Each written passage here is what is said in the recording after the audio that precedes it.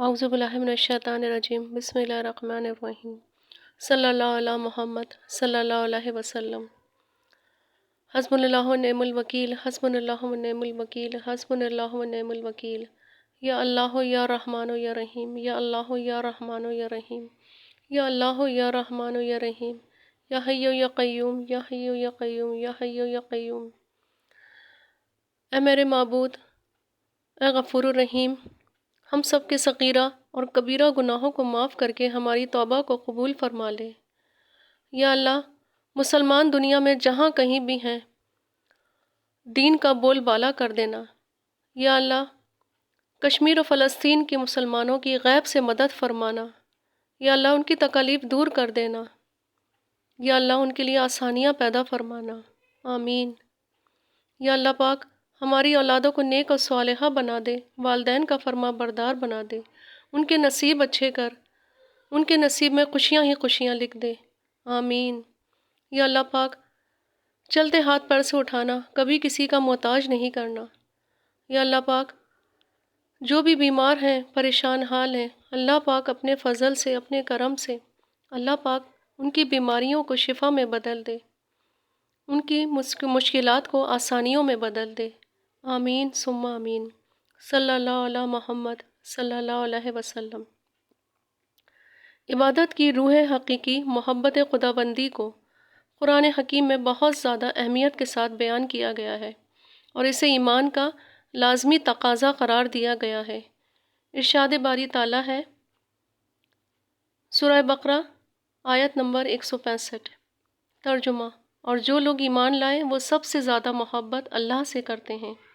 اس آیت کے پہلے حصے میں فرمایا ہے، اور لوگوں میں وہ بھی ہیں جنہوں نے اللہ کے سوا اوروں کو اس کا مد مقابل بنا لیا ہے، اور وہ ان سے ایسی محبت کرتے ہیں جیسی محبت اللہ سے کرنی چاہیے۔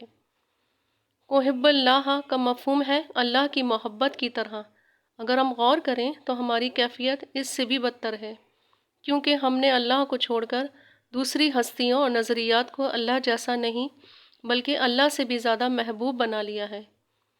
ہم نے دنیاوی محبتوں کو اللہ کی محبت پر غالب کر لیا ہے۔ ہماری کیفیت تو وہ ہے جو سورہ توبہ کی آیت نمبر 24 میں بیان ہوئی ہے۔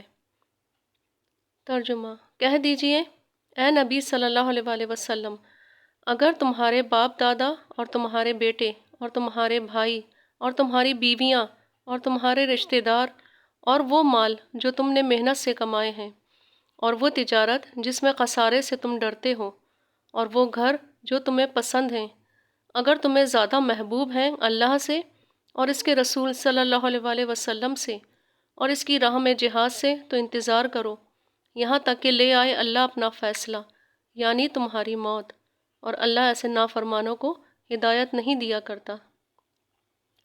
اس آیت مبارکہ میں فی الواقع ہماری تصویر موجود ہے۔ سورہ انبیاء آیت نمبر 10 میں قرآن حکیم کے بارے میں فرمایا گیا ہے، اس قرآن میں تمہارا ذکر موجود ہے۔ چنانچہ ہر شخص قرآن کے اس ابدی اور دائمی آئینے میں اپنے سیرت کا عکس دیکھ سکتا ہے۔ اس وقت اکثر و بیشتر ہمارا جو حال ہے وہ سورہ توبہ کی آیت نمبر 24 میں بیان کر دیا گیا ہے۔ اس کے برعکس ہونا چاہیے کہ صرف اللہ کی نہیں بلکہ اس کے رسول صلی اللہ علیہ وآلہ وسلم کی محبت بھی تمام رشتوں اور اسباب کی محبتوں پر غالب ہو، کیونکہ ارشاد نبی صلی اللہ علیہ وآلہ وسلم ہے، تم میں سے کوئی شخص مومن نہیں ہو سکتا جب تک میں اس کے لیے اس کے بیٹے، اس کے والد اور تمام انسانوں سے محبوب تر نہ ہو جاؤں۔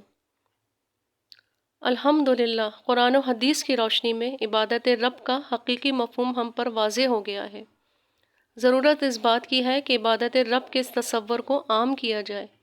جن حضرات کے ذہنوں میں یہ تصور واضح ہو جائے وہ اسے مزید آگے پھیلائیں اور عوام الناس کو آگے کریں کہ عبادت سے محض نماز، روزہ، حج اور زکوٰۃ مراد لے لینا اور باقی زندگی کو اس سے خارج سمجھنا عبادت کا بڑا ہی غلط تصور ہے۔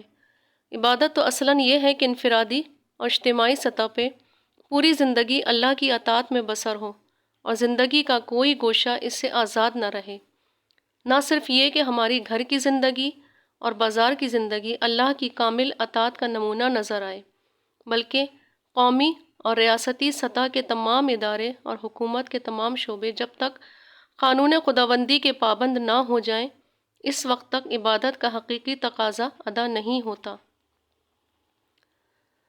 اور ترجمہ ہے، اسلام میں پورے کے پورے داخل ہو جاؤ۔ سورہ بقرہ آیت نمبر 208 کہ قرآنی حکم کی تعمیل نہیں ہوتی، بلکہ اس کے بعد اس بات کو اچھی طرح سمجھنے اور سمجھانے کی بھی ضرورت ہے کہ صرف اطاعت ہی نہیں بلکہ وہ اطاعت مطلوب ہے جس میں اللہ کے ساتھ ایک ذاتی تعلق اور ذاتی محبت کا رشتہ موجود ہو۔ اگر یہ نہیں تو عبادت ایک بے روح ڈھانچے کی صورت اختیار کر لیتی ہے اور ہر عمل لذت کی چاشنی سے محروم ہو جاتا ہے۔ اللہ پاک ہم سب کی زندگی قرآن و سنت کے مطابق گزارنے کی توفیق عطا فرمائے۔ یا اللہ پاک ہم سب کو 5 وقتہ نمازی بنائے، درود و سلام پڑھنے والا بنائے۔ آمین ثم آمین۔ صلی اللہ علی محمد صلی اللہ علیہ وسلم۔ دنیا میں سب کا دل جیت لینا اور ہر ایک میں مقبول ہونے والا درود۔ ہر نماز کے بعد اس درود شریف کو پڑھنے کا وظیفہ رکھیں تو اللہ تعالیٰ اس کو لوگوں میں عجیب مقبولیت عطا فرماتے ہیں۔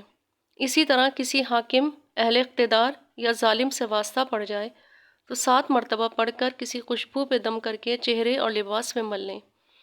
اس درود شریف کو پڑھتے ہوئے ملاقات کریں تو انشاءاللہ وہ شخص اس کی طرف متوجہ ہوگا۔ کامیابی کے لیے عجیب الاثر ہے۔ اللہ پاک ہم سب کو کروڑوں درود و سلام پڑھنے والا بنا دے۔ آمین ثم آمین۔